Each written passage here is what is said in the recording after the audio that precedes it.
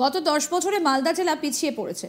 কেন্দ্রের মোদী সরকারের জনমুখী প্রকল্পের সুবিধা থেকে মালদাবাসী বঞ্চিত হয়েছেন। সাংসদ জেলার সমস্যার কথা লোকসভা অধিবেশনে তুলে ধরতে পারেননি।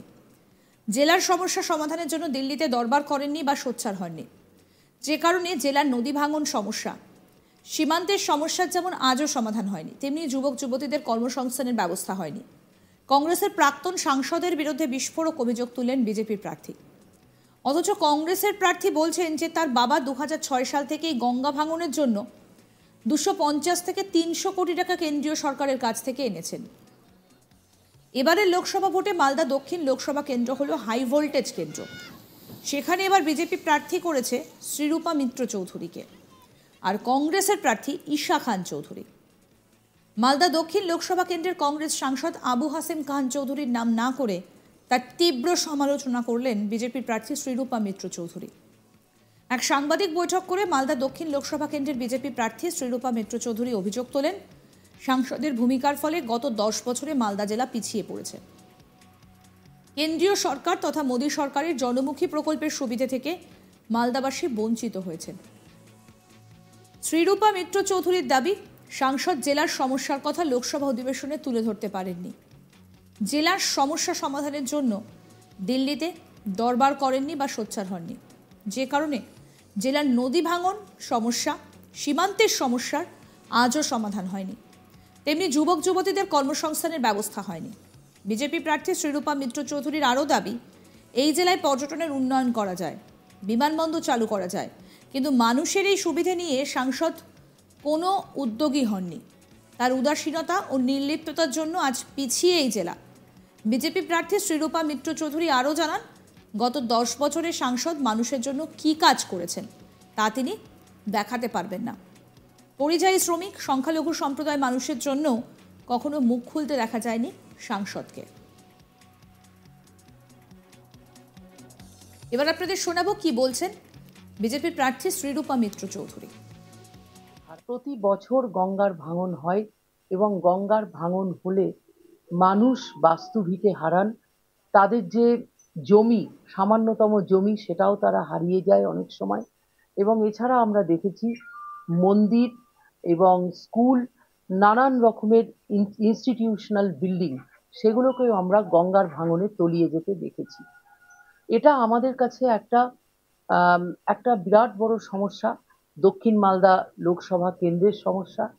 এবং আমরা আমাদের যিনি সাংসদ, যাকে আমরা বিপুল ভোটে জয়যুক্ত করেছি বিগত দিনে, আমরা এই ভাঙনের সমস্যা নিয়ে তাকে কখনোই কথা বলতে দেখিনি। এবং ভাঙনের সমস্যার সমাধান তিনি করার জন্য, পার্মানেন্ট সলিউশন করার জন্য কোনো রকমের ব্যবস্থা তিনি নেননি। এটা আমরা দেখেছি, বিশেষ করে দেখেছি আমরা মানিকচক এবং শামশেরগঞ্জে। বৈষ্ণবনগরেও একটা বিরাট অংশ গঙ্গা বক্ষে তলিয়ে যায় এবং সেখানকার মানুষের জন্য কম্পেনসেশন বা রিহ্যাবিলিটেশন অথবা জমির ব্যবস্থা করা বা তাদের জন্য মানে স্পেশাল কোনো ব্যবস্থা নিয়ে তাদের বাড়িঘর তৈরি করে দেয়া বা প্রধানমন্ত্রী আবাস যোজনা স্কিমের মাধ্যমে তাদের কেসগুলো গভর্নমেন্টের কাছে রেকমেন্ড করে তাদের জন্য মানে অতি শীঘ্র বাড়িঘর তৈরি করে দেওয়ার কোনো প্রকল্প আমরা আমাদের যিনি সাংসদ ছিলেন সেই সাংসদের কাছ থেকে আমরা পাইনি।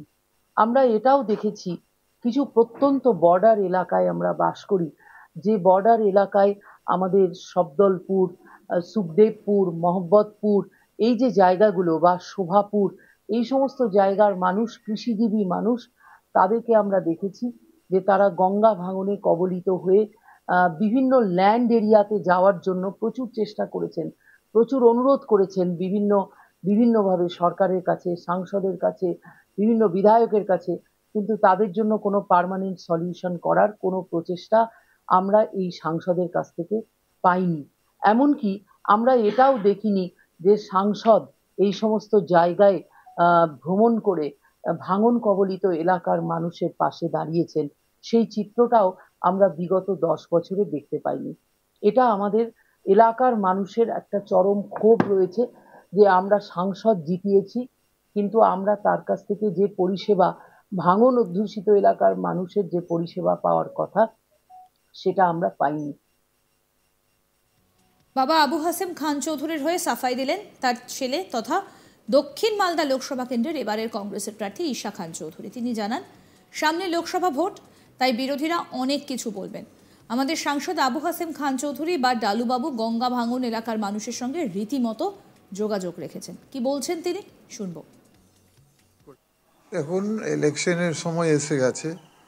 ইলেকশনের সময় অপোজিশন দল, বিরোধী দলরা ওদের কিছু বলতে হবে, তো এটা তো বলবেন। এসব যে সাংসদ করেনি, কাজ করেনি। অ্যাকচুয়ালি আমাদের সাংসদ সাহেব ডালুবাবু, উনি সব জায়গায় ঘুরেন। উনি ভাঙনের সময়ও সব জায়গায় যায়, মানিকচাক থেকে ফারাক্কা, শামসারগঞ্জ, সব জায়গায় যান। এবং উনি যে বলেছেন যে উনি পার্লামেন্টে কথা তুলেনি, আমার তো ভিডিও রেকর্ডিং আছে ডালুবাবুর, যে কয়েকদিন আগে উনি মালদার ভাঙন নিয়ে, ফারাক্কা ভাঙন নিয়ে উনি বলেছেন পার্লামেন্টে, তো উনি নিশ্চয় আওয়াজ তুলেছেন। আর তাছাড়া অনেকরা হয়তো সবার জানার উচিত এই ফ্যাক্টটা, যে ডালুবাবু অ্যাজ এমপি, অ্যাজ সাংসদ 2006 সাল থেকে এখন অবধি উনি প্রচুর টাকা এনেছেন। প্রায় 250 কোটি 300 কোটি অবধির টাকা উনি এনেছেন ভাঙনের জন্য। সব জায়গা আপনি যদি জিজ্ঞেস করেন কোন জায়গা, ফারাক্কাতে, বয়সামনগরে, মোথাবাড়ি, একদম ভূতনি অবধি, ভূতনি পর্যন্ত, মানিক পর্যন্ত উনি ভাঙনের ডেভেলপমেন্ট ফান্ড এনেছে। আর শুধু ওই ছোট কাজ নাই, বড় কাজ, বোল্ডারের কাজ, বড় কাজ, পার্মানেন্ট কাজ উনি এনেছেন। তো উনার একটা রেকর্ড আছে আমার মনে হয়, মালদা অ্যাজ সাংসদ উনি প্রচুর টাকা এনেছেন ভাঙনের জন্য। এখন কি হয়েছে, কয়েক বছর থেকে যখন বিজেপি সরকার আসার পরে, কেন্দ্র সরকার আসার পরে, জানি না বিজেপি পলিসিটা বদলিয়েছেন, চেঞ্জ হয়েছে। বিজেপি তো এখানে বড় টাকা দেয় না, বোল্ডারের কাজের জন্য দেয় না। তার জন্য একটা বিতর্ক চলছে রাজ্য সরকারের মধ্যে আর কেন্দ্র সরকারের মধ্যে, যে কে কাজ করবে আমাদের গঙ্গা ভাঙনের কাজ, কেউ করতে চাইছে না। রাজ্য সরকার খালি বস্তা দিতে চাইছে, স্যান্ডের বস্তা, আর কেন্দ্র সরকার করতে চাইছে না কাজ।